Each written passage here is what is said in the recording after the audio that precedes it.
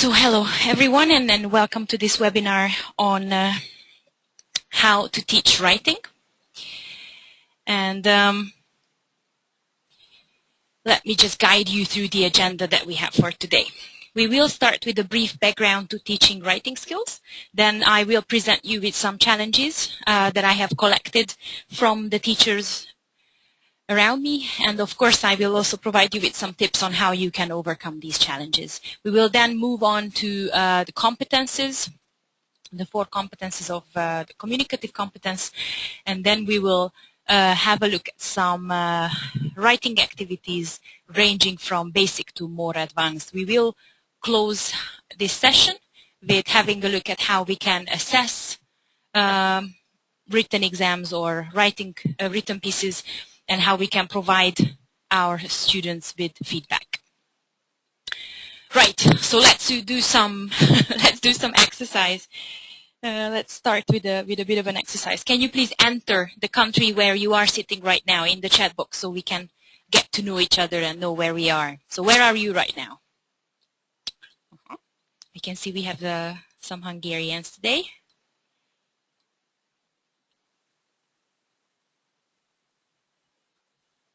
Anybody else? No. The morning session was slightly more international, and today, as far as I can see, slightly more local. I have had a look at all the people who have registered for this one and for the morning session, and I have put everyone on the map so you can see the international appeal of this training. My second question is, who do you teach? What kind of age groups or student groups do you teach?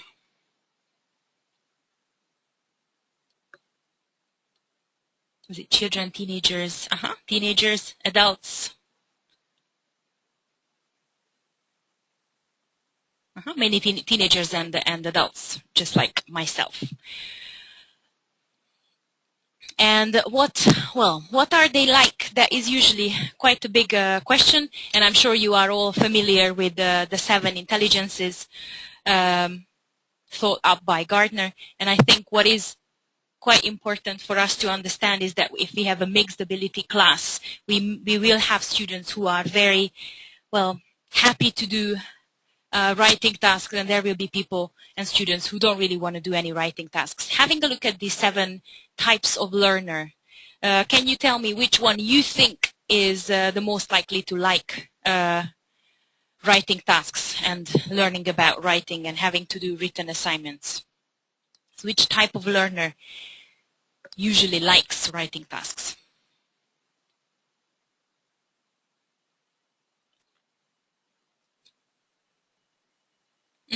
Yeah, intrapersonal students usually actually prefer written tasks to spoken ones, because they, first of all, they like working alone.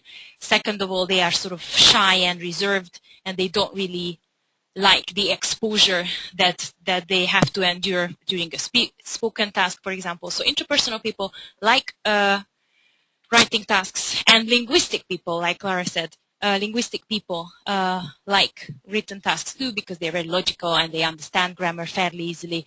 Therefore, writing an essay or a letter is not particularly difficult for them. Now let's have a look at the brief methodological background to teaching writing. First of all, it is a very important skill for students because it's a very common means of communication. They write lots of text messages, emails, Facebook status updates, blog posts. They do a lot of instant messaging. So they do use this skill very often.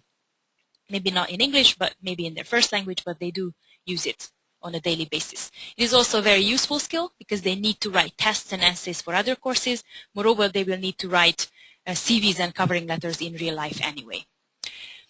At the same time, it is sometimes a challenge for teachers. Whenever I say massive generalizations like this, obviously I am basing this on my own courses and on my own colleagues' experience. You may have a completely different experience from your own life. And the reason why it is a challenge for some teachers is because it's a very difficult skill to develop. And why is that? because it has many, many sub-skills like we will see later on. It takes a lot to be a good writer. You need to learn a lot of things. It has a lot of elements. Therefore, it's a very time-consuming process. Hence, students don't normally like it very much because it's very difficult for them to see the results of their efforts. Therefore, it's relatively difficult to practice in the classroom. Now, I have had a look at related research, and I have found two different categorization of the sub-skills of writing. Let's have a look at the first one, which will clearly show why students don't really like writing.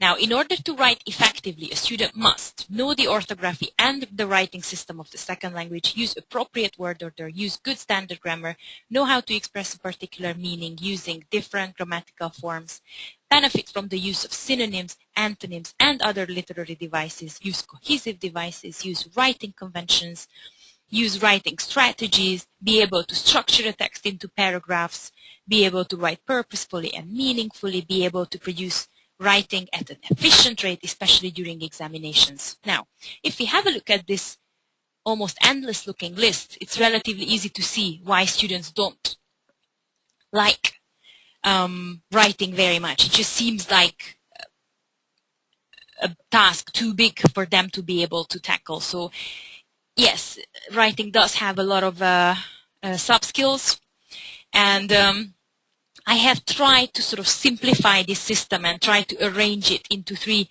main groups.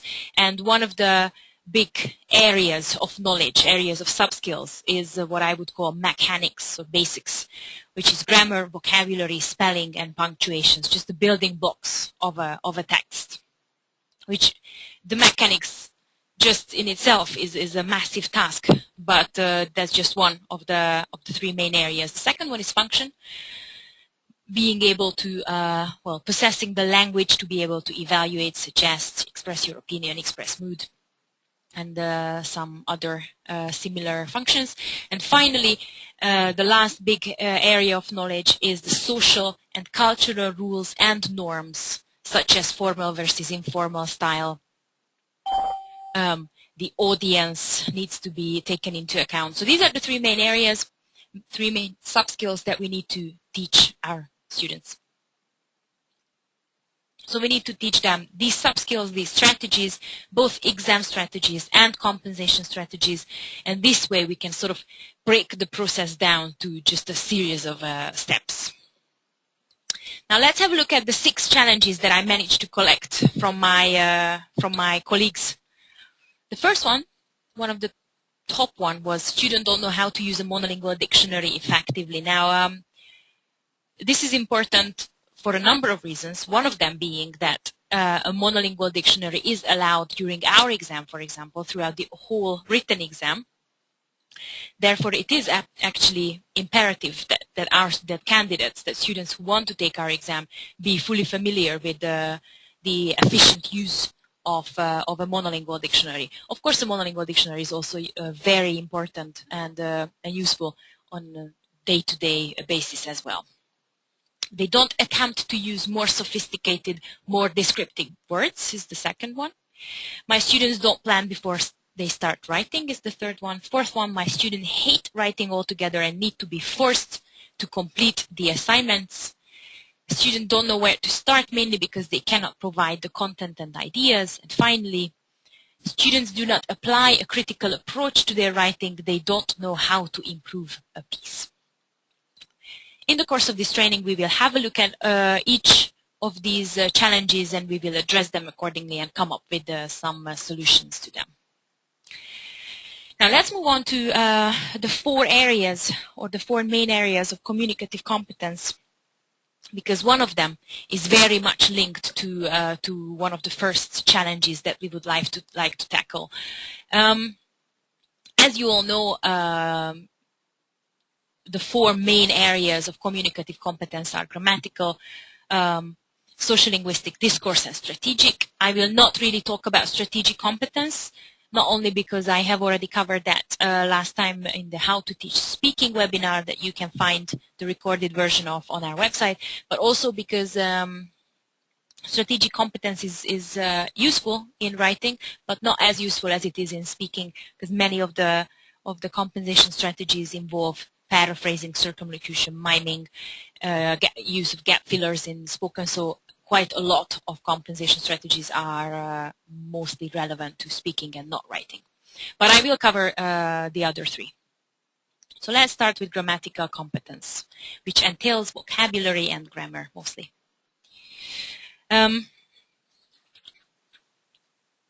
Now, this challenge that I regularly come across is they don't attempt to use sophisticated, more descriptive words. Is true to most students, and I think the reason why they don't try to use more sophisticated and more descriptive words as they move up and make progress in their foreign language abilities is because they are not really aware of CEFR. They're not really aware of the fact that the higher they move on this CEFR ladder, the more sophisticated vocabulary they are actually expected to use. Of course, words like CEFR and A1, B1, whatever, they sound like specialist terms for teachers. But if we do not raise our students' awareness about the fact that at higher level exams they will be expected to produce more sophisticated language and vocabulary, they may end up failing. Not because they do not possess that language, but because they fail to use it, fail to demonstrate that they are at the level that they are attempting. If you have a look at this slide, it will be relatively easy to see what I mean. Obviously, the ones highlighted with blue are the more basic equivalents, and the ones in green are the more sophisticated ones. So even though "do you like photography" is an acceptable answer or question or sentence at A1, A2, or even B1 level, at B2, C1, and C2 level, it's just too simple. And if your students just try and use only these simple sentences, there will be no way for our marker to know whether or not they actually know these other more sophisticated structures. We cannot assume that they know. We can only rely on what they actually produce in exam conditions. So it is important that you raise your students' awareness about more sophisticated structures so that they can actually demonstrate what they know. Now, what does it mean to know grammar? What kind of criteria do they have to fulfill if they want to succeed in our exam, for example?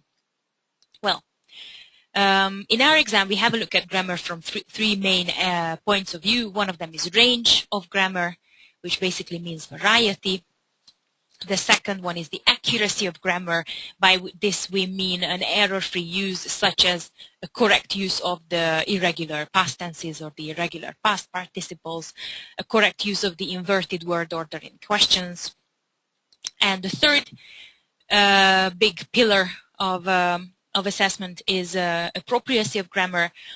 Is it in line with the intended style? Whatever they have produced, is that sentence in line with the intended audience? Is it formal enough? Is it informal enough? Let's have a quick look at the range of grammar. What you can see is just a very basic table I have produced based on CEFR and based on our topics and requirements document that you can find on our website for every level. This grammar table is actually included in our exam help booklet that we have very recently produced and published on our website. I think we did it last week. It's a, I don't know, 18 odd page document about writing and how students can succeed in our exams in the writing section, writing parts of the exam. Now what we can see here is that different grammatical structures enter CEFR at different levels. So obviously it goes without saying that the present simple is already a requirement at A1 level. Present continuous as well. Well, present continuous is mostly an A2 requirement. But the most important thing is that every grammatical structure enters CEFR at a different level. Now, what does that mean to us? If you have a student who would like to take the B2 exam, they should try and use all the B2 requirements or most of the B2 requirements structures so that they can demonstrate that they are actually at B2 level. I think it's relatively easy to agree and to understand that if your students only use past simple and present simple, there will be no way for our markers to know that they would be able to use all these because they didn't use all these. So just make sure that you tell your students to use the conditionals, use a range of modals, for example, use relative clauses, etc.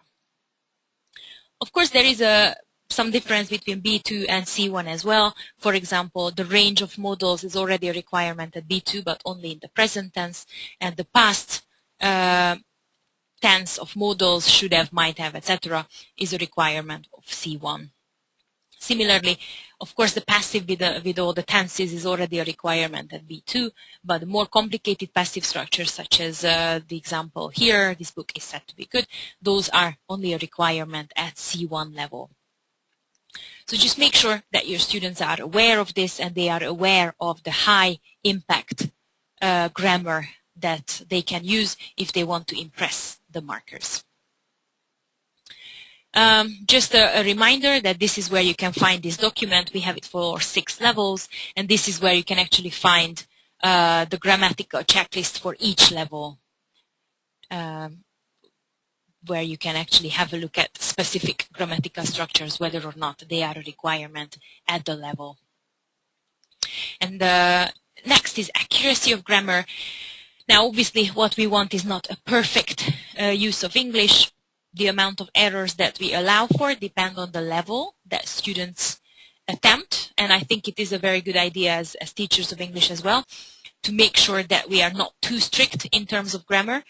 Errors are part of learning, and errors are part of a day-to-day communication, so that's completely fine if they make some errors. It is, however, important for you to give feedback on their errors depending on their levels. So if we have A1, A2 students, it's completely acceptable that they make lots of errors, and it doesn't mean that they would fail an A1, A2 exam. They would definitely pass an A1, A2 exam with quite a lot of errors. But as we move up and up the CEFR ladder, the number of errors that are allowed go down, basically. So the higher the level, the higher the accuracy that we can expect our students to produce. B2 allows for quite a lot of errors, by the way. What we want is just a relatively high degree of grammar. C1, however, requires a consistently high degree of grammar. Now, it's important for us to talk about monolingual dictionaries in terms of accuracy of grammar, and that's how we can also have a look at our next challenge, which is how students can't really use the monolingual dictionary effectively. Please make sure you familiarize your students with the monolingual dictionary and that you teach them how it works and where they can find specific information, and also that they use it on a daily basis. It is absolutely important that they start using it from day one, because by the time the exam date comes, it is important that they know that specific dictionary that they bring into the examination room. Also raise their awareness about the types of errors that they can use the dictionary for, because obviously they can't use the dictionary for everything. Dictionary is good for spelling, verb forms such as the irregular past participle, certain verb patterns such as the infinitive and gerund. They are really relatively easy to locate. They are also good for prepositions, for checking certain prepositions. And finally, the third big area of grammar is appropriacy of grammar. Now, let's say, let's see this sentence, help me.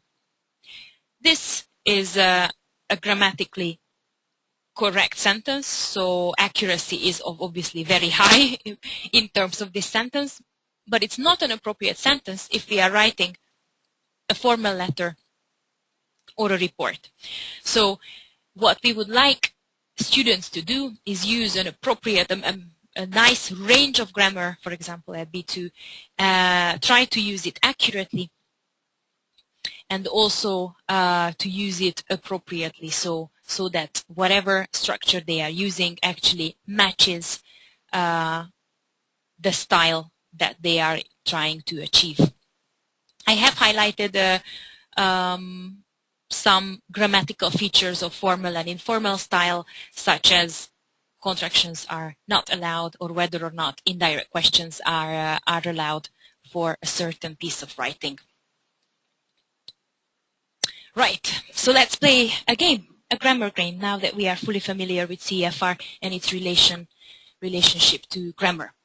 What you can see right now is a sample sentence, and what I would like you to do is write the CFR level in the chat box. So what do you think this particular sample sentence is? What level is this? Is this A1, A2, B1, B2? It's A1. Okay. Yes, it is A1. How about this one?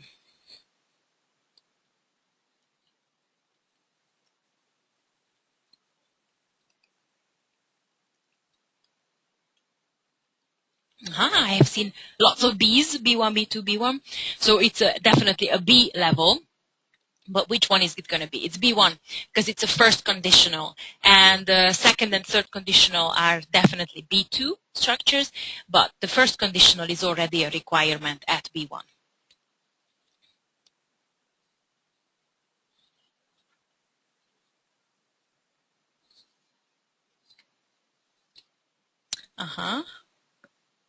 A2. Nice. I saw an A3. Yeah, so I have seen a lot of A's. It's definitely, it has to be an A level, and it is A2. Well done. So far, we're doing great. Yeah, I know it sounds odd that would, which we usually link to the conditionals, is already a requirement at A2, but this is not would, obviously, as a conditional, but this is would like to as a fixed expression. If I had the chance, I would do it. What level is this? Nice, B2, great. You should have done it. C1, great. This must be Tom.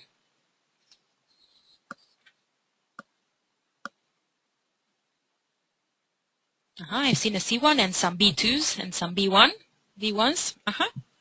Now, this is B2. It's not C1 because, well, obviously, whatever you need to know at B2, you need to know at C1. But this is already a requirement at B2 because this is a conditional, this is a model in the present tense. Okay, and this is not B1 because this is not the first sense of must. Yes, people know must at B1 level, but they just know that it means something similar to have to. But this is the second sense of must, which is of probability. I used to smoke.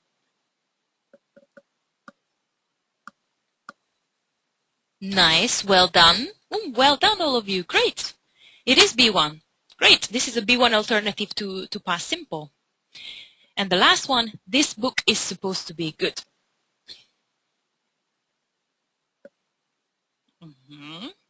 Great. This is C1, and the reason why this is C1 because it's a passive, but it's not one of the simple style passive. This is a slightly more complicated alternative system or structure of the passive. Right. Let's move on to vocabulary, and it won't be a big surprise that we apply the same three-pillar logic in terms of vocabulary as well. We want students to produce a range of vocabulary. By this we mean a variety of vocabulary without any repetition, and covering idioms and collocations. Now, another important aspect of idioms and collocation is when we talk about when they are actually required, because obviously A1, A2, B1 students do not have to use idioms. They do not have to know that idioms actually exist. They do not have to know anything about collocations. So where do these things, idioms and collocations, enter CFR? When are they the first sort of required? Now, basically, they are required at C1 and C2 level, definitely. They need to be used correctly and not just sparingly at C1 and C2 level. If B2 students attempt to use idioms and collocations, that's fine. It's not really a requirement of B2 to be able to use idioms and collocations effectively, but very often first class pass B2 students who are very good and who are at the higher range of B2 tend to use some idioms and collocations. And again, we have accuracy, which is an error-free use. For example, did they use the correct sense of vocabulary? Just as an example, suggest have a number of senses, one of them being the sense meaning give advice to someone, but suggest also means something like imply. Now, students need to be able to pick the correct sense and use words according to their correct sense. Another problem might be in terms of vocabulary, whether or not a word is uncountable, whether or not a word has an irregular plural. Most of these errors could be eradicated with the use of a monolingual dictionary, by the way, in writing. And finally, we have appropriacy, which is the same as we discussed in terms of grammar. Again, just a reminder that on cityandguildsenglish.com we have these lovely requirement booklets, and they have another section about topics.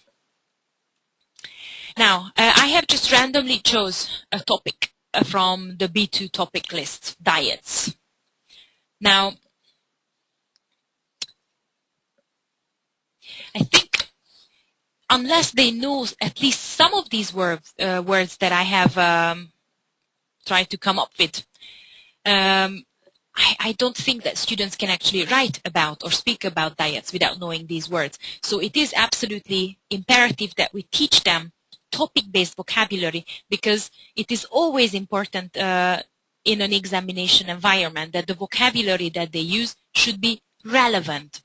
So if the topic was dieting or diets, they need to use the relevant vocabulary related to that topic in order for them to actually get some points. So I think it really pays off in the long run to teach topic-based vocabulary. Also, research suggests that the human brain can remember words that it learned sort of in a topic-based system. The brain can remember it for longer, and it's just much easier for them to activate that vocabulary. They can't really forget it that easily. So topic-based vocabulary building is the way to go. Different types of research have already suggested that. So teach vocabulary according to different topics. You can use this topic list if you would like to. They don't have to know all the words available for any given topic, but they really need to have at least a handful of words for every topic. Now I would like to introduce you to this website. You may already know it. I don't know if you do. This is one of my favorite websites ever. I use a lot of internet in my day-to-day teaching. I wrote my thesis on how to use the internet for skills development, and I think this is one of my favorite websites that I have come across. This is a free website. It's www.quizlet.com, and basically it allows you to register and have up to 8 virtual classrooms. You can invite your students to a virtual classroom. You can set a password to make sure that only your own students can join this classroom. And basically, you can use this amazing website to build vocabulary. It works very well for 2 reasons. One of them, it is on the internet in a very nice looking website, and anything that is on the internet appeals to young adults and teenagers. Basically, because it's accessible anywhere, it's for free, it's fast, and it's trendy. Quizlet also has a mobile app for Android, so they can continue practicing vocabulary on their phone as well. What the website does is just so beautifully simple. You need to enter words. Obviously, this is I have copy and pasted this screen from one of our classes where all students' first language is Hungarian, hence you have the Hungarian equivalents versus the English, and it's very easy to see what the topic was for this topic-based vocabulary building. It was job. jobs. And basically what I do is I ask one of my students to enter the words manually. It doesn't take a long time. And enter the Hungarian equivalent. We save it. We can have it forever. I can also share this list with my other groups, so there's no need for everyone to type in anything. I think by now I have a massive pool of topic-based vocabulary building that I can just distribute amongst my students. And what the website does, it creates a very large number of practice opportunities for them. Speller, for example, is a feature where a native speaker voice reads this out, but they can't see it and they have to type it in. Test is one of my favorite. Test basically creates a long vocabulary test with multiple choice questions or matching questions, and it also corrects them when they press submit, and it gives them feedback on how well they did. I have had the most amazing experiences with this website. I have started using it with completely unmotivated, fairly lazy teenagers, and we ended up having 100% word tests, and they were able to use vocabulary. They were extremely happy to use this website. You can also have a look at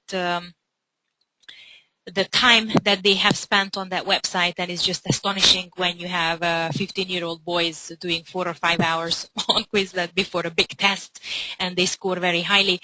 It also helps them remember words because they do practice using these. So except, well, I don't know, apart from just staring at it and staring at their Hungarian equivalent, they can actually practice all these words in context. So it really does help them, I don't know, in remembering words. What I also do, and I think is always a good idea, is to provide them with the relevant key vocabulary whenever you set them a task. So don't just tell them, write a paragraph about the importance of environmental protection. Don't just tell them to cover these content points. Give them the words they need to achieve this task. And it's not a cheat sheet. I'm not giving them words like recycle or plastic or paper because I don't think they know paper.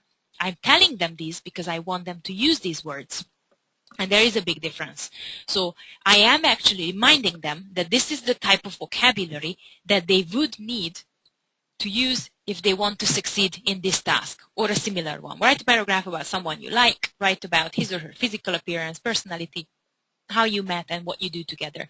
Again, I just provide some of the necessary vocabulary just to remind them that I would want to see these words appear in the text. Right, now we have reached a very similar vocabulary game to the one we did with grammar. I will show you a word and I would like you to tell me the CEFR level. Fat. A1, yes. Overweight.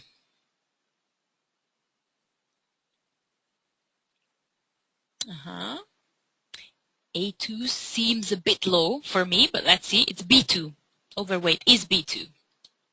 Obese. Obese is C1. Now, obviously, I'm not saying that these three words are completely synonymous. They are very similar, almost synonyms, but not entirely synonymous. Maybe we could say fat and overweight are sort of synonyms, but definitely not obese.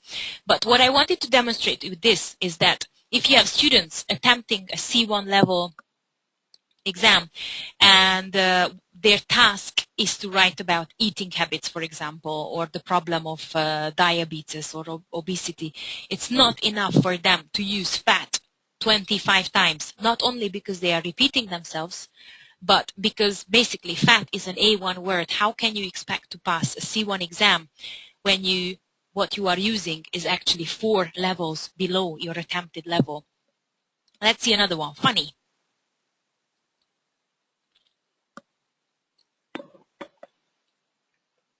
Once again, this is an A style. It seems like an A word, A1. Hilarious.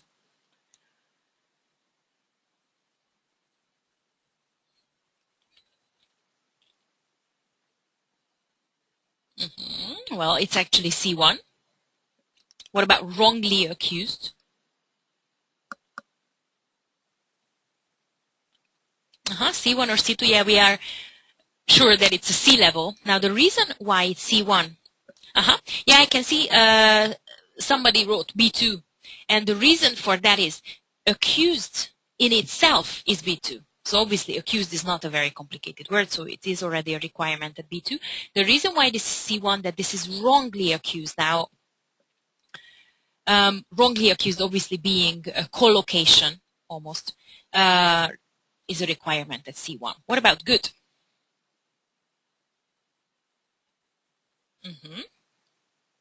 Excellent.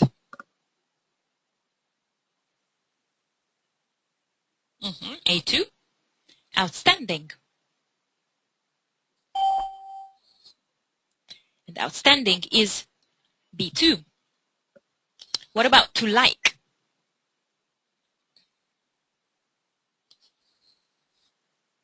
To like is A1, but what about to admire? That's B2.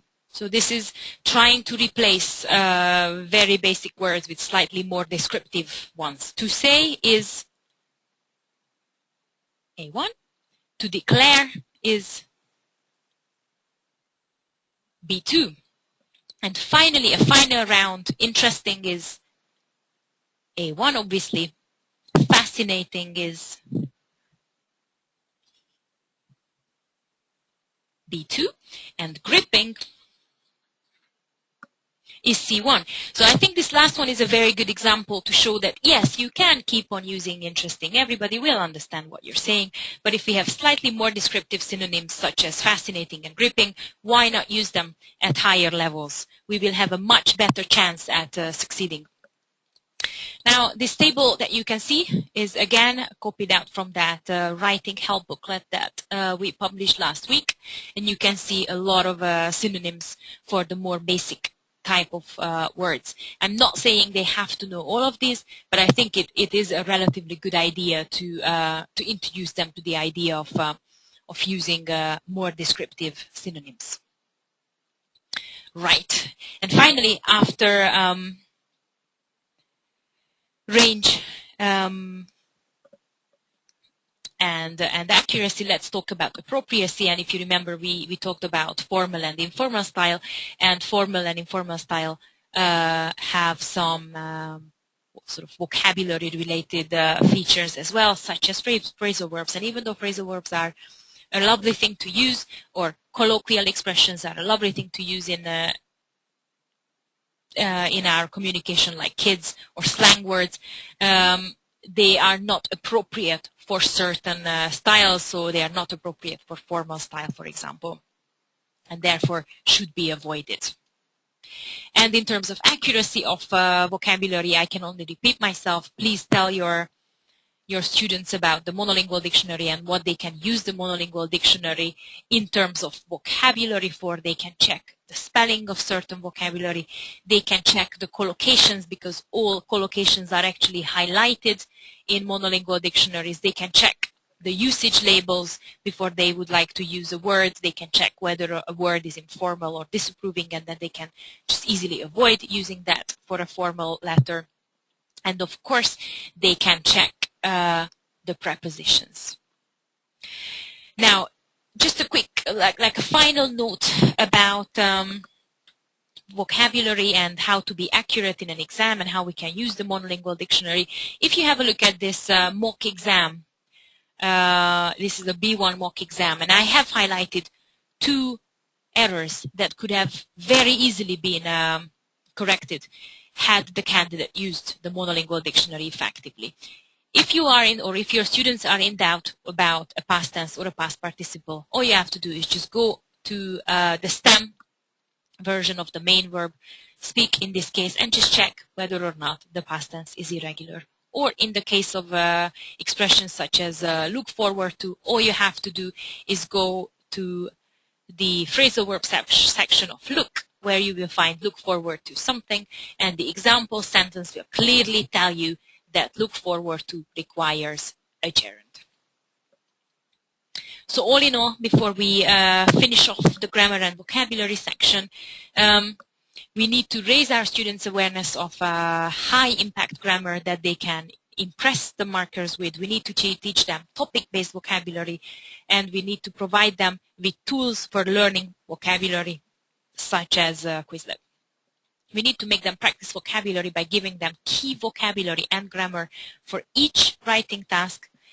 And we need to make them rewrite their pieces with the aim of making the text meet the requirements of the level being tested. I think it works very well as when you give them back the first draft and ask them to use the dictionary and try to make it sort of more impressive, so to speak. Right, let's move on to the next area of communicative competence, which is the social linguistic competence, which entails basically functions and all the social rules of language. Now, I think functional language is very important and an important part in the language learning process because it's a relatively smaller pool of phrases than any other area of vocabulary. So you just need a small pool of phrases and you can basically use them whenever you want to because they are transferable to any essay or letter. It is also useful because City and Guilds exam instructions always include functions that need to be covered, such as to persuade, to argue, to prioritize, etc. And if you learn one or two expressions related to making suggestions, you will be able to use those wherever you go. Such as, I think you should, I suggest you do this and that, if I were you, I would do this and that, you had better, etc. So functional language is not only a small pool, but it's also transferable and therefore extremely useful. What you can see here is I have copied out some of the writing parts we have for B1, B2, and C1, and you can see the words related to functions highlighted. Explain something, persuade your friend, interpret data, have some conclusion from the information, recommend something, talk about how you feel, give somebody your reasons. I think it's relatively easy to see that these these require language that can be learned beforehand and they depend on the topic. Right, and finally, discourse competence, which entails coherence and cohesion. Now, what are these two things? Coherence is the connection of ideas at a rhetorical level. Basically, how well is the argument developed, how well it is supported, how are ideas organized and clarified. So it's purely a rhetorical level, whereas cohesion is the connection of ideas at a grammatical level. So it's much more tangible, so to speak, at the sentence level and at the paragraph level. So what we mean by cohesion is the use of linking devices, the correct use of pronominal references, whether or not there are ambiguous sentences in the text. Now, related to coherence is another challenge that we talked about, which is the problem of students not really planning before they start writing. Basically, they start writing straight away, and this results in a very weakly, sort of not very coherent text. So that's why it's important that we teach them this little circle of 4 steps involved in the writing process. Now let's see step number 1. Coming up with ideas and organizing ideas into paragraphs. We'll talk about this later. But we usually, I usually encourage my students to use a mind map. This is my fairly basic looking handwritten mind map. Once you're done with the inventing stage where you have ideas, you have sort of tried to organize your ideas into some sort of paragraphs, comes step 2 where you actually have to write your text based on the mind map and the paragraph plan. Now, drafting, when I say this word, most of my students think I mean writing a draft on a scrap paper that they can sort of nicely copy on another piece of paper before they hand it in, because they think the most important part of the writing process is trying to make your text look neat. But that's not the most important part. Well, it's the least important part for me, because even a nicely written text can have problems with coherence and cohesion. So what I mean by drafting is actually writing their first version of that writing that I have asked them to do. Now, once they have done the first draft, they need to hand it in to someone. It can be the teacher, but it can be a peer. I'll talk about the editor-in-chief task in a second.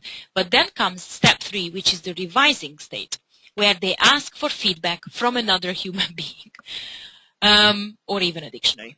Once they have feedback on their piece of writing, comes step 4, where they have to make amendments to the text based on the feedback that they have received.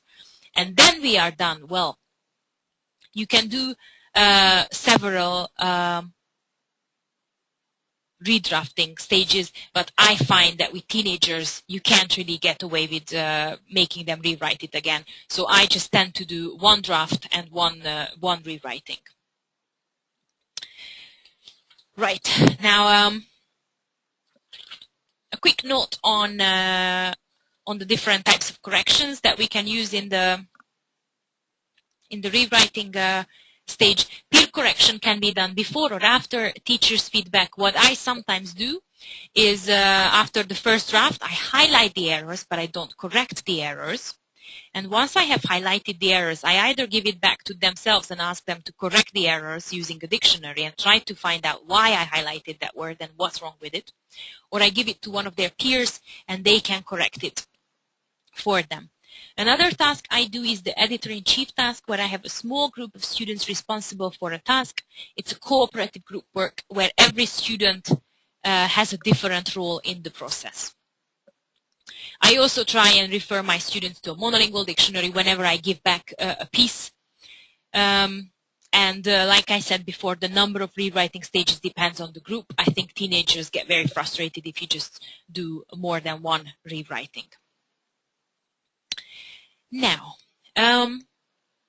another main area or another main challenge, if you remember, was that students basically just don't know where to start because they cannot provide content and ideas. So very often they say, I don't know what to write about, or that I can write in English, I know how to write in English, I just don't have any ideas. So now I will give you a few basic tips and tools that you can use to generate ideas. The first one is obviously brainstorming, which can be a group or pair activity, but I have to say the bigger the group, the better brainstorming actually works. If your students are unfamiliar with the concept of brainstorming, introduce it by asking them to brainstorm ideas for a very simple thing such as ice cream flavors, and you will soon realize how it works. Encourage them to be creative and challenge them to come up with a lot of ideas. Once the group together has come up with a lot of ideas, you can move on to choose some of the main ones and ask them to write about those ones.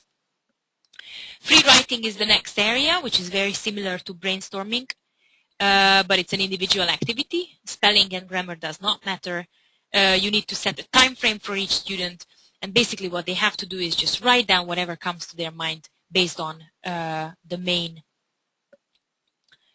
topic. You need to set a time frame because otherwise they just end up losing focus on the task. Once finished, students will have to go back and find the ideas that they wish to use. Okay, the next activity or task that works very well with generating ideas is the journalistic questions style, which is basically asking the questions who, what, where, when, why, and how. They have to ask these questions and also answer them, and by answering them, they will complete the task and they will actually write the text. So if the topic is eating habits, they need to think of questions such as who has good eating habits, who benefits from good eating habits, what are good eating habits, when, how do people with good eating habits eat, why do they eat, etc. Mind mapping is another one. We have talked about that. You write the topic at the center of the page and put a circle around it, and depending on the age group of your class or the level they are at, they can either write questions related to that big topic, or they can write subtopics related to the main topic. And each subtopic will be a paragraph in the text supported by examples and details. And finally, flow charting is very similar to mind mapping, but it works very better with cause and effect relations, and it can also be used to plan a narrative composition. You can see an example of flow charting here. If the main topic is drug use or alcohol use, for example, abuse, you can have the causes up here and the effects up here, and this can guide you through your text once you actually complete the text. And finally, we have the pro and con list, which is very useful for an argumentative essay. We have two columns and ideas are entered into the respective column. And this could also work for comparing two things, such as column 1 is for similarities and column 2 is for the differences. Right. Now you can see a short paragraph there, starting with my hometown is famous for several amazing sites. So I would like to talk a little bit about paragraphs. I personally think that the smaller we start teaching writing, the better. So I would definitely start with the sentence level tasks, just trying to teach them how to write correct sentences. And once we have that down, I would move on to writing paragraphs. So I would definitely just start with asking them to write a paragraph, because it's just small enough for them not to hate the idea of it. And it also helps with their paragraph building skills. First and foremost, it's important for students to know that with the exception of the final paragraph, a paragraph should contain at least 2 sentences. More often than not, we see C1 candidates handing in their essays with 1-line paragraphs. So 1 line is not a paragraph, and they need to understand that. Also important that every paragraph should have its role in the text, and every sentence should have its role within the paragraph. So the first sentence should be the topic sentence, which should be followed by supporting sentences and concluding sentences. And the topic sentence should be the most general sentence in the paragraph. There shouldn't be many details in the sentence, and it should just introduce the overall idea that we would like to discuss later in the paragraph. Now, we don't need this paragraph anymore. I just left it here to remind ourselves that we're still talking about paragraphs. But what I would like you to do is have a look at these 3 topic sentences of different topics, obviously, and try to decide why these are not good topic sentences and what's wrong with them. Okay, so let's see number 1. Why do you think this is not a good topic sentence?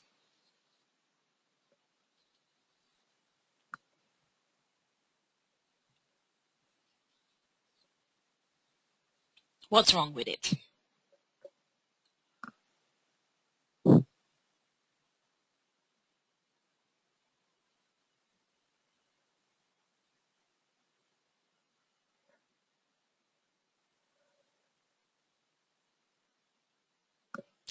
Contains too much irrelevant information. Yeah, even if it's not irrelevant, even if it is completely irrelevant information, let's say, it's too specific. It includes too many details. It's not general enough, basically. Yeah, not general. Great. Yeah, very good ideas from your side. Great. What about number 2?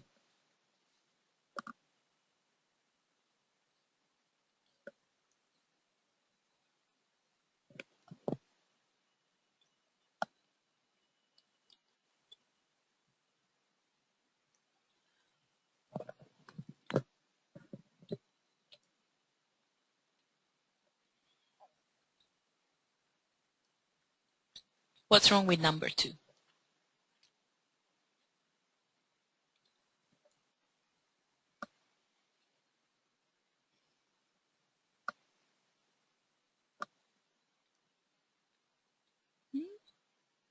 Well, I'll tell you what's wrong with number 2. The number 2. It mentions 2 main points, and that's the biggest problem. Yeah, the topic hasn't been introduced properly, and the reason why that is that this sentence mentions 2 things. Now, a paragraph should ideally be about one thing, and it should focus on one aspect. So, for example, if the topic for the entire text was the advantages and disadvantages of living in the countryside, then we cannot cover both the advantages and disadvantages in one paragraph. That's not the task. So one paragraph should focus on one idea, and therefore one topic sentence should focus on one thing. Right, let's see number 3. What's wrong with number 3? Too general, exactly. So now this is too general. We basically don't know what the paragraph is going to be about because it's so general. Yeah, we know it's going to be about sheep, but that's all we know. Right. Let's move on to cohesion, because now we have covered coherence, if you remember, the more rhetorical aspect of connecting ideas. And now let's move on to the more tangible grammatical level of connecting ideas. Errors play a big part in cohesion, so please make sure you tell your students to use the dictionary to check for errors, and when they are checking for errors, they should try and look out for the ones that impede communications. Impeding errors play a big part in our examination. We take into account when we think about errors whether or not an error is impeding communication or not. Communication impeding errors usually include errors that make you want to reinterpret the sentence, that make the text just difficult to understand. So that's why it's important to know that errors do have a big impact on cohesion and coherence. Teach your students how to use discourse markers effectively, which means correctly and without repetition. And also teach them about pronominal references. Now, obviously, they would not know what this word means, nor would they be interested in knowing what this means, but it is important that we teach them what they are. What I tend to do is I make them do activities specifically aiming at pronominal references with more advanced groups, obviously. One of them includes an error correction task with a pronominal reference. This is what you can see here.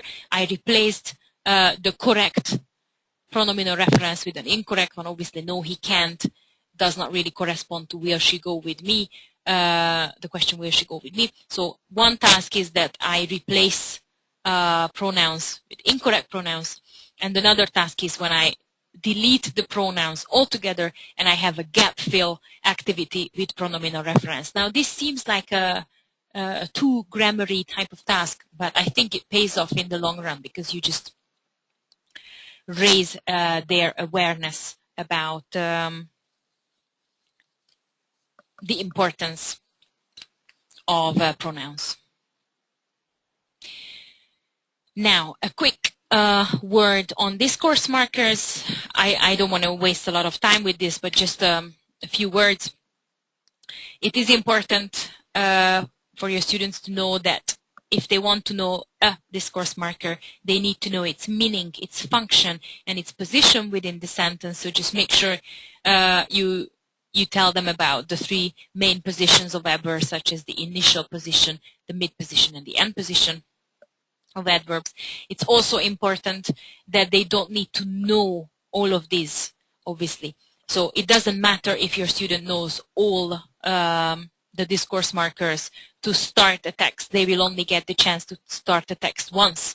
So they will only be able to demonstrate their knowledge of discourse markers once. So they don't have to know all of them. It's enough if they know 2 or 3, but they know how to use that correctly and they can vary it within the text. Also, if they think this is too much information for them and they don't want to learn it, this information is also available in monolingual dictionaries, like you can see here under the entry of although. You can clearly see how although is used and how it is supposed to be used in a complex sentence, for example. And now let's have a look at some basic writing activities. And through this, I will present our last challenge, which is the biggest challenge of all, I think. My students hate writing altogether and need to be forced to complete the assignments. Now, why do they hate that so much? because it just seems too complicated for them. It's a very time-consuming task. So we need to be aware of that. We need to start very small at sentence level. I know when we talk about writing, we don't think about the fact that even if they write a sentence, they are actually writing. So we need to break down text into paragraphs or even paragraphs into sentences. Let's start with controlled practice, because I think the free nature of writing just scares them. So if you start with controlled practice, it just relieves their anxiety. So first, just putting the words in order to have a sentence. Once they have done that and they have 3 correct sentences, they can move on to putting the sentences back to form a paragraph. Hopefully they know about topic sentences and they will find the topic sentence and the supporting sentences. And once they have paragraphs, they can put the paragraphs back together to form texts.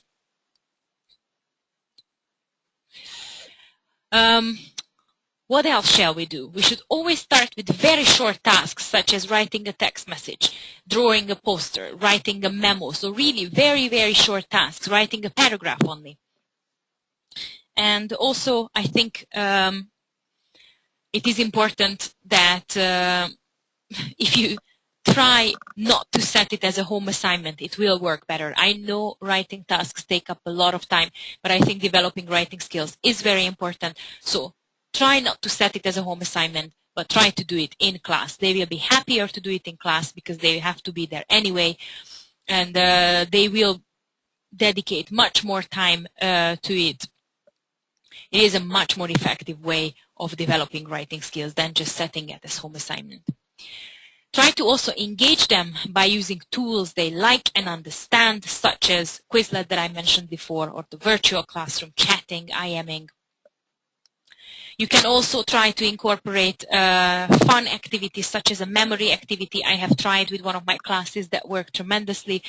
What I did was I have disintegrated the text into single sentences, and then I wrote handwritten, basically on post-it notes, the text, and I scattered the post-it notes all over the walls in the classroom. They were not allowed to remove the post-it notes from the wall. So what I did basically is I formed groups, and one at a time, each member of the group had to go to one post-it note, try to memorize the sentence on the post-it note, run back to the group where they had to write it down, and then once they had all the sentences, which by the way took a long time because their memory wasn't that good apparently, once they had all the sentences, they had to put the text back together. It worked very well because it was a fun activity. It worked well with hyper students, so very kinesthetic students that love running about. So it is a very, very nice activity, I think. Try to make tasks meaningful, so actually give them a real purpose. Not just do this because this is homework, but I don't know, write a postcard and we will actually send it to, I don't know, a relative who lives abroad or something similar. Try to incorporate the other skills too, just to give it meaning, such as watch a trailer and then write about the film. And now, just a few words about how to engage students and how we can make sure that they stop hating learning and stop hating writing tasks and just start embracing the English language. Now, I think the biggest problem that many students and teachers are facing, that they don't really understand how their classroom connects to the real world. Now, this depends on where you are actually. If you are teaching in a country where the English is the official language, obviously it's slightly easier to motivate your students because they understand that it is important and useful to learn English. If you are in a country like myself where the official language is actually not English, it's slightly more difficult to actually expose your students to the English language. Therefore, I think it depends on where you are, how difficult your task is. But I think what everybody has is the internet. So I think it is a very important tool in connecting your students to the real world through chat rooms, instant messaging, WhatsApp messaging, Facebook messages, virtual classrooms. So what I would like you to do and try and engage your students and encourage them to use their language spontaneously, use it outside the classroom, use it in an informal context, and use it in genuine, meaningful situations. So they should try and make English their own. You can also help them in doing so by identifying out of classroom activities for them, such as English language stand-up comedy, theater, and cinema. You can also monitor their engagement with the language through dashboard of achievements. I have once done this dashboard of achievement. We had this in the classroom. And every Monday I ask them what they did in connection with the English language, and we have put a little note on that dashboard for achievements, such as I commented on an article in my favorite online magazine, or I don't know, I helped a group of tourists in Hero Square or something like this. It just makes them feel like they are more connected to the outside world. And you can also, this is the third step, you can also create out of classroom activities for them. I've done a 7-round cultural quiz for them, which lasted throughout the whole academic year. You can also organize English language quiz nights and English language cinema nights for them, and also a book club where they have to, for example, write about the book that they have read.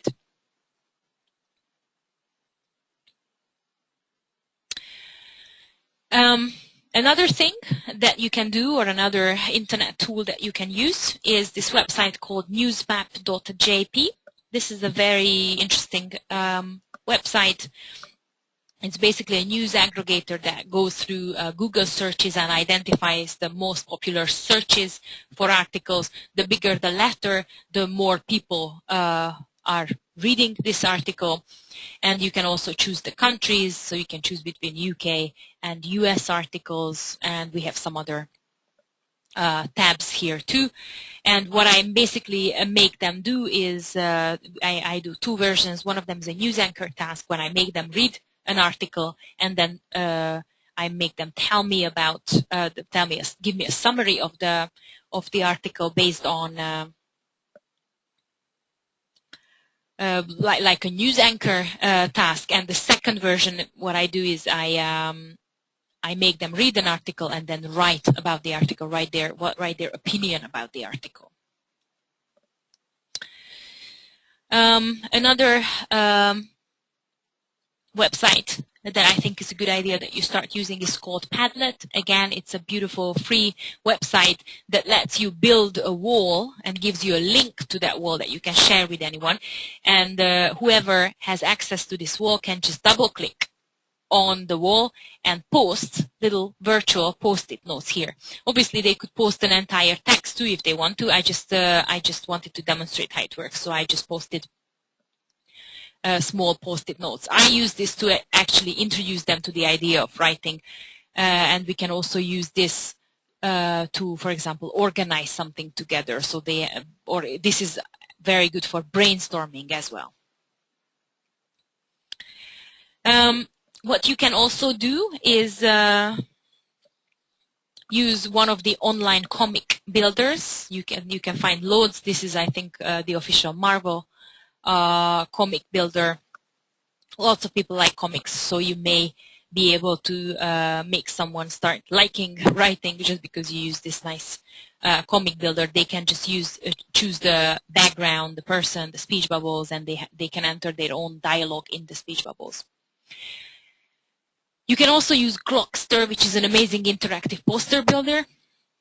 I have just randomly looked up one of them on Glockster. It's great because you can also share your poster on Facebook and wherever, and this generation clearly is about sharing, so and they like sharing stuff. And this is also interactive. You can't really see that right now because this is a static picture, but this is an interactive poster where you can click on stuff and it pops up and gives you more information, and you can also embed videos. It's like a poster, but it's more interactive, and it lends itself very well to project work where you can make them build a poster around a given topic and they can present it in class. Right. I'm stopping for a second, and I just want to ask you if you have any questions.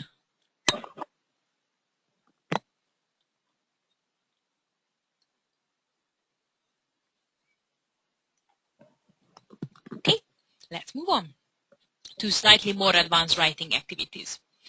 So I think usually the biggest problem is starting developing writing skills when they are not really good.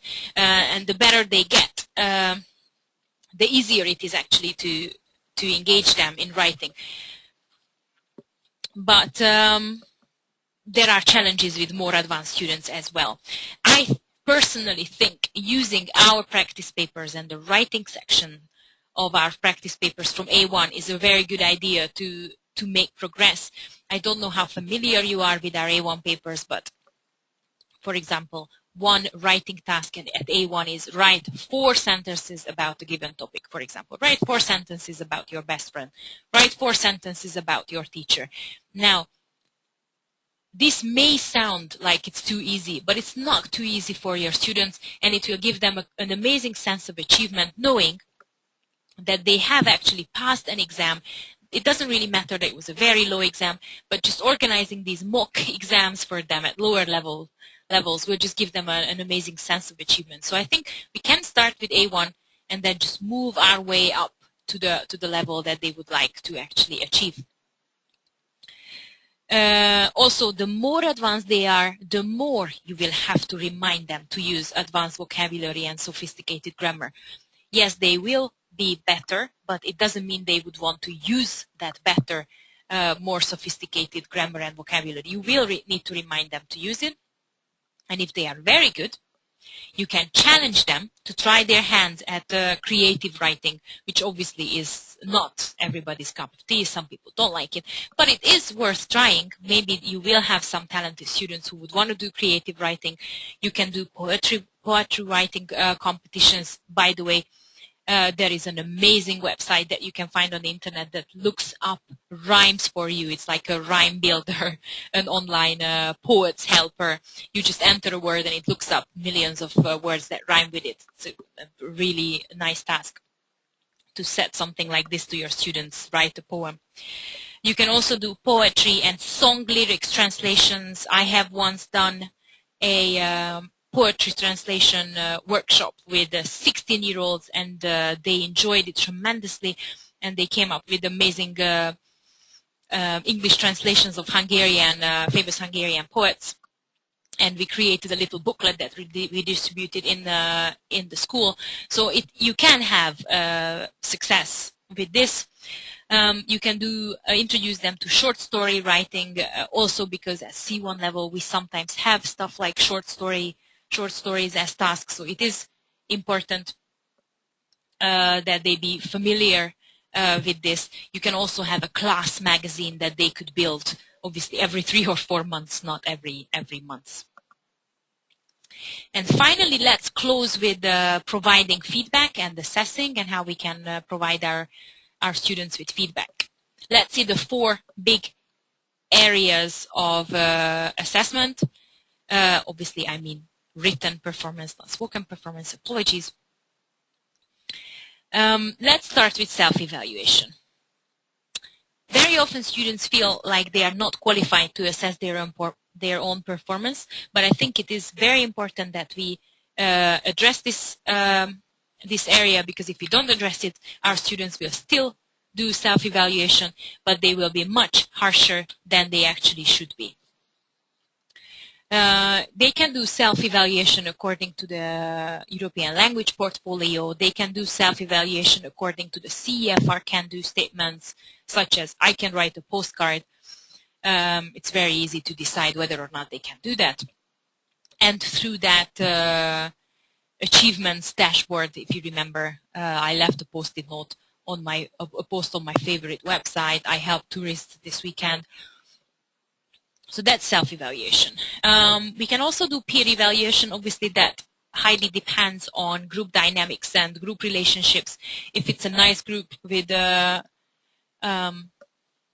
good relationships, we can do peer evaluation through the editor-in-chief task that I mentioned before, or through peer correction tasks. I know it's our job to correct their writing pieces, but nevertheless, I think there is no better way of teaching them grammar than making them find the mistakes and correct the mistakes. We can also do group evaluation, a group evaluation of sample performances. You may already be aware of it, that we have a little sample writing task booklet for each level, for each of the 6 CFR levels on our website. If you download that little booklet, it will be full of marked, commented writing tasks, and you can just very easily delete the marks and make your students mark those exams and try to decide what's good and bad about them. Obviously, I would only recommend doing this with more advanced groups and with groups of students who are preparing for an exam and who are already therefore sort of familiar with the mark schemes. And finally, obviously, we have teacher evaluation, which is the most important one, which should be formal and regular, and it should be done according to a detailed mark scheme that your students should be familiar with, because it just makes evaluation more, well, transparent for your students. You can do assessment according to CEFR as well. If you have a look at the CEFR can-do statements, you can assess your students from that point of view as well. But then I think after a while it is important that you move on to an actual mark scheme. What you can see right now is our mark scheme for A1 level. And I think it would help greatly if you started giving feedback to your students at a very early stage of their writing process. It just helps them understand that there is no right and wrong. There are just levels of CEFR that they need to be able to master. Now, I just want to show you one example of an A1 writing task. Writing part 3 is write 4 sentences about your best friend, right? Between 20 and 40 words. Now, personally, I think this is a task that my students would be happy to do. And if you start with something like this, they wouldn't necessarily notice how you cleverly built it up from A1 to a full text that they need to write at B1, for example. So it is a good idea to just start with something easy like this, and then just build your way up. I just want to show you quickly our A1 mark scheme and what the basic criteria of assessment should be. Like I said before, feel free to use your own mark scheme if you want to. You can write your own mark scheme, but I think these are the 4 main criteria that we use in our exams, and I think they are very useful in a day-to-day teaching as well. So task fulfillment is one of them for A1. Whether or not you can find 4 sentences on the topic, because basically that was the requirement. If they can write 4 sentences and all of them are complete sentences, they can get 3 points. If they can write 4 sentences and at least 3 are complete sentences, they can get 2 points. If they can only write 3 sentences or only 2 complete sentences, they can get 1 point, etc. Now, in terms of grammar, what we want from an A1 student is some serious errors, though meaning still clear. What we want from vocabulary is some serious errors of vocabulary usage, though meaning is still clear. And what we want in terms of structure is a text written in complete sentences, basically. Now, let's have a look at this this sample answer, and let's try and decide together how good this is. My best friend is Frank. He's a very lean person. He likes to fly and practice sport every week. So what do you think about this in terms of task fulfillment? Grammar, vocabulary, and structure.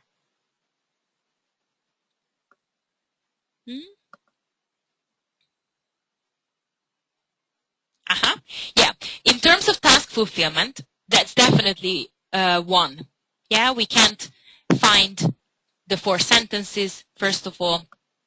It fails to fully meet the formal requirements of the task, writing only 3 sentences instead of the 4, and thus producing the minimum number of words required. But beyond that, the text is clear and coherent. Grammar structures are at the appropriate level and precisely used. There is a reasonable range of grammar produced with one single misspelling, lind instead of kind, probably due to carelessness. The sentences are complete, and the last even compound with 2 minor mistakes in punctuation. Now, I think it is a very good idea to start using these tasks at a very early age because I think students in general are very harsh and hard on themselves, and they think they're not good enough. And if they realize that even sort of that writing starts at the sentence level and that even 3 or 4 sentences can be evaluated, they will actually realize that this is a process and we need to build from the basics and work our way up to a connected text. Now, with a big jump, we have the B1 CFR descriptors and the B1 mark scheme. As you can see, we still have task fulfillment, grammar, vocabulary, and structure. Obviously, that doesn't change, but we are sort of requiring a bit more than what we would from an A1 student. We would need them to respond to content points now, unfortunately. If you are familiar with our B1 exams, you may know that there will be content points that they need to cover. We need at least 3 content points out of the 4 if they want to pass. Now we want adequate range of grammar used with no impeding errors. We now want a good control of elementary vocabulary. And now we want cohesive and coherent text. Now we have cohesion and coherence appearing. And obviously, the task itself gets slightly more complicated. It's not just 4 sentences. It's not just 20 to 40 words. It's 70 to 100 words. And now they need to take into account style as well, for example. Let's read this task together. Okay, I'll give you a few seconds to read it, or a few minutes. And I will then show you an example task that we can mark together.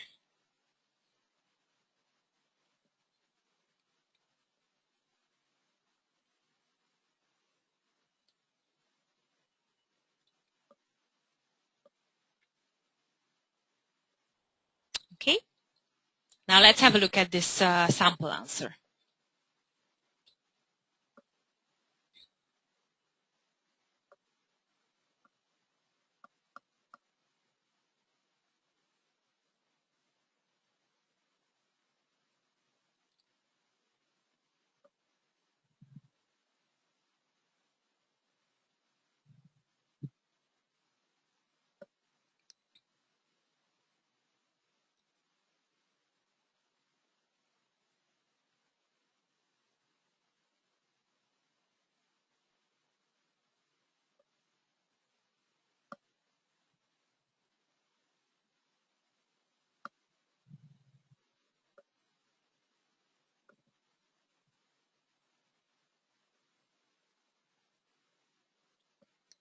So what do you think about this text? This is B1 level, obviously. So we can't be that harsh.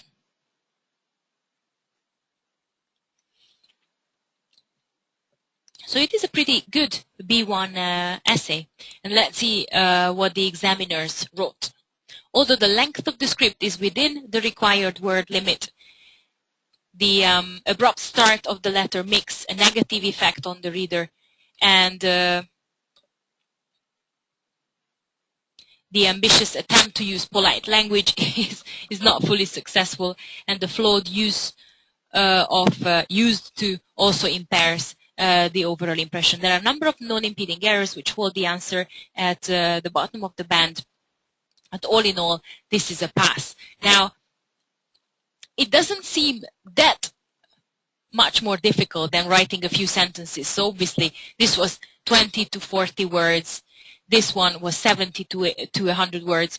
And I think now you more or less see that by using our practice papers and by using our samples from A1, you can not only build their writing skills, but you could also use this as a sort of examination opportunity, because by the time they reach the required level, let's say C1, if that's what they want, they will have already used all the same structures just with a slightly lower level language.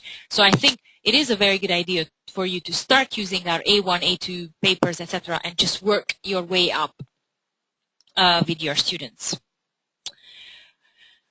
Right. Have you got any questions whatsoever? Because we have actually reached the end of this training. Have you got any questions about the training or anything else? No? Okay. Then I would like to thank you for your active participation. And should you have any questions in the future, just feel free to contact me. Okay? And enjoy the rest of your day. Thank you. Bye.